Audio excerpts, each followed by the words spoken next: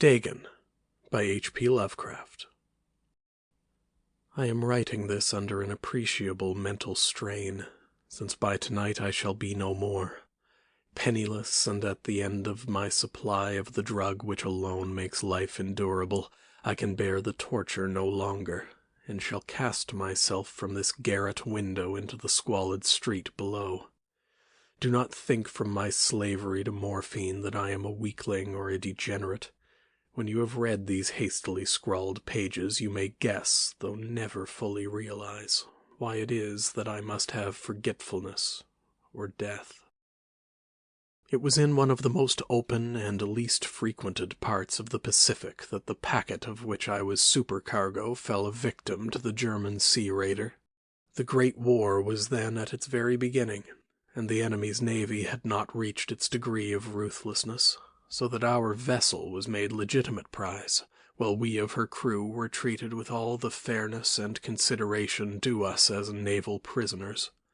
So liberal, indeed, was the discipline of our captors that 5 days after we were taken, I managed to escape alone in a small boat with water and provisions for a good length of time. When I finally found myself adrift and free, I had but little idea of my surroundings. Never a competent navigator, I could only guess vaguely by the sun and stars that I was somewhat south of the equator. Of the longitude I knew nothing, and no island or coastline was in sight. The weather kept fair, and for uncounted days I drifted aimlessly beneath the scorching sun, waiting either for some passing ship or to be cast on the shores of some habitable land. But neither ship nor land appeared, and I began to despair in my solitude upon the heaving vastnesses of unbroken blue. The change happened whilst I slept. Its details I shall never know, for my slumber, though troubled and dream-infested, was continuous.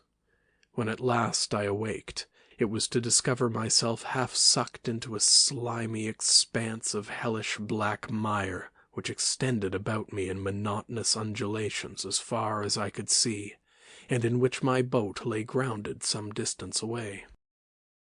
Though one might well imagine that my first sensation would be of wonder at so prodigious and unexpected a transformation of scenery, I was in reality more horrified than astonished, for there was in the air and in the rotting soil a sinister quality which chilled me to the very core. The region was putrid with the carcasses of decaying fish and of other less describable things which I saw protruding from the nasty mud of the unending plain. Perhaps I should not hope to convey in mere words the unutterable hideousness that can dwell in absolute silence and barren immensity. There was nothing within hearing, and nothing within sight save a vast reach of black slime. Yet the very completeness of the stillness and homogeneity of the landscape oppressed me with a nauseating fear. The sun was blazing down from a sky which seemed to me almost black in its cloudless cruelty, as though reflecting the inky marsh beneath my feet. As I crawled into the stranded boat, I realized that only one theory could explain my position. Through some unprecedented volcanic upheaval, a portion of the ocean floor must have been thrown to the surface, exposing regions which for innumerable millions of years had lain hidden under unfathomable watery depths. So great was the extent of the new land which had risen beneath me that I could not detect the faintest noise of the surging ocean, strain my ears as I might. Nor were there any sea-fowl to prey upon the dead things. For several hours I sat thinking or brooding in the boat, which lay upon its side and afforded a slight shade as the sun moved across the heavens. As the day progressed, the ground lost some of its stickiness, and seemed likely to dry sufficiently for traveling purposes in short time. That night I slept but little, and the next day I made for myself a pack containing food and water, preparatory to an overland journey in search of the vanished sea and possible rescue. On the third morning I found the soil dry enough to walk upon with ease. The odor of the fish was maddening, but I was too much concerned with graver things to mind so slight an evil, and set out boldly for an unknown goal. All day I forged steadily westward, guided by a faraway hummock which rose higher than any other elevation on the rolling desert. That night I camped, and on the following day still traveled toward the hummock, though that object seemed scarcely nearer than when I had first spied it. By the fourth evening I attained the base of the mound, which turned out to be much higher than it had appeared from a distance, an intervening valley setting it out in sharper relief from the general surface. Too weary to ascend, I slept in the shadow of the hill. I know not why my dreams were so wild that night, but before the waning and fantastically gibbous moon had risen far above the eastern plain, I was awake in cold perspiration, determined to sleep no more. Such visions as I had experienced were too much for me to endure again, and in the glow of the moon I saw how unwise I had been to travel by day. Without the glare of the parching sun, my journey would have cost me less energy. Indeed, I now felt quite able to perform the ascent which had deterred me at sunset. Picking up my pack, I started for the crest of the eminence. I have said that the unbroken monotony of the rolling plain was a source of vague horror to me, but I think my horror was greater when I gained the summit of the mound and looked down the other side into an immeasurable pit or canyon whose black recesses the moon had not yet soared high enough to illumine. I felt myself on the edge of the world, peering over the rim into a fathomless chaos of eternal night, though my terror ran curious reminiscences of Paradise Lost and of Satan's hideous climb through the unfashioned realms of darkness. As the moon climbed higher in the sky, I began to see that the slopes of the valley were not quite so perpendicular as I had imagined. Ledges and outcroppings of rock afforded fairly easy footholds for a descent, whilst after a drop of a few hundred feet the declivity became very gradual. Urged on by an impulse which I cannot definitely analyze, I scrambled with difficulty down the rocks, and stood on the gentler slope beneath, gazing into the Stygian deeps where no light had yet penetrated. All at once my attention was captured by a vast and singular object on the opposite slope, which rose steeply about 100 yards ahead of me. An object that gleamed whitely in the newly bestowed rays of the ascending moon. That it was merely a gigantic piece of stone, I soon assured myself, but I was conscious of a distinct impression that its contour and position were not altogether the work of nature. A closer scrutiny filled me with sensations I cannot express. For despite its enormous magnitude and its location in an abyss which had yawned at the bottom of the sea since the world was young, I perceived beyond a doubt that the strange object was a well-shaped monolith whose massive bulk had known the workmanship and perhaps the worship of living and thinking creatures. Dazed and frightened, yet not without a certain thrill of the scientist's or archaeologist's delight, I examined my surroundings more closely. The moon, now near the zenith, shone weirdly and vividly above the towering steeps that hemmed in the chasm, and revealed the fact that a far-flung body of water flowed at the bottom, winding out of sight in both directions, and almost lapping my feet as I stood on the slope.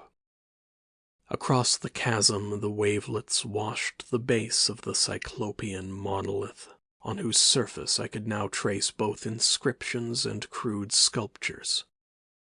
The writing was in a system of hieroglyphics unknown to me, and unlike anything I had ever seen in books, consisting for the most part of conventionalized aquatic symbols such as fishes, eels, octopi, crustaceans, mollusks, whales, and the like.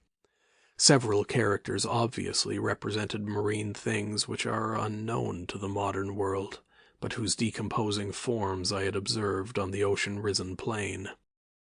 It was the pictorial carving, however, that did the most to hold me spellbound. Plainly visible across the intervening water on account of their enormous size were an array of bas-reliefs, whose subjects would have excited the envy of a Doré.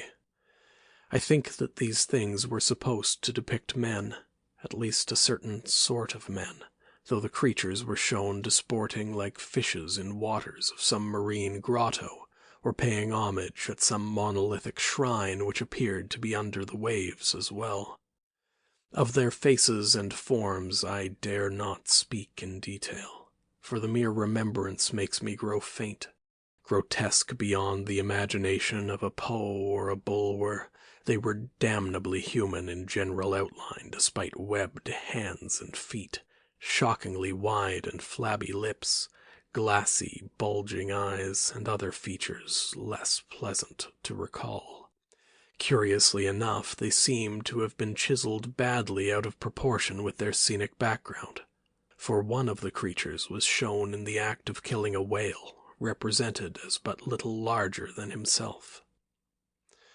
I remarked, as I say, their grotesqueness and strange size, but in a moment decided that they were merely the imaginary gods of some primitive fishing or seafaring tribe, some tribe whose last descendant had perished eras before the first ancestor of the Piltdown or Neanderthal man was born. Awestruck at this unexpected glimpse into a past beyond the conception of the most daring anthropologist, I stood musing whilst the moon cast queer reflections on the silent channel before me. Then suddenly I saw it. With only a slight churning to mark its rise to the surface, the thing slid into view above the dark waters.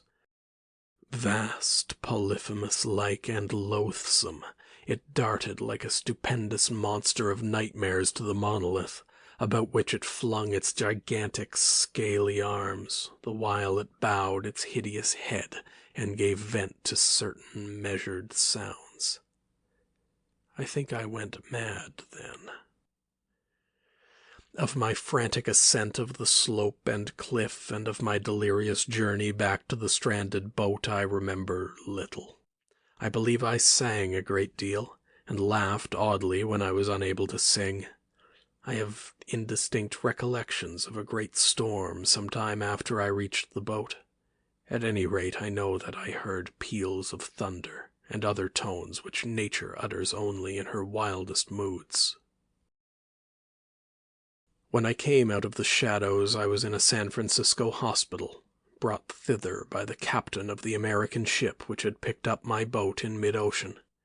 In my delirium I had said much, but found that my words had been given scant attention. Of any land upheaval in the Pacific my rescuers knew nothing, nor did I deem it necessary to insist upon a thing which I knew they could not believe. Once I sought out a celebrated ethnologist and amused him with peculiar questions regarding the ancient Philistine legend of Dagon, the fish god. But soon perceiving that he was hopelessly conventional, I did not press my inquiries. It is at night, especially when the moon is gibbous and waning, that I see the thing. I tried morphine, but the drug has given only transient surcease, and has drawn me into its clutches as a hopeless slave. So now I am going to end matters, having written a full account for the information or the contemptuous amusement of my fellow men. Often I ask myself if it could not all have been a pure phantasm, a mere freak of fever as I lay sun-stricken and raving in the open boat after my escape from the German man-of-war.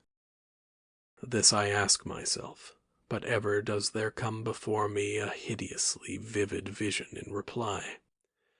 I cannot think of the deep sea without shuddering at the nameless things that may at this very moment be crawling and floundering on its slimy bed, worshipping their ancient stone idols and carving their own detestable likenesses on submarine obelisks of water-soaked granite. I dream of a day when they may rise above the billows to drag down in their reeking talons the remnants of puny, war-exhausted mankind, of a day when the land shall sink, and the dark ocean floor shall ascend amidst universal pandemonium. The end is near. I hear a noise at the door as of some immense slippery body lumbering against it. It shall not find me. God, that hand! The window! The window! End of Dagon by H.P. Lovecraft.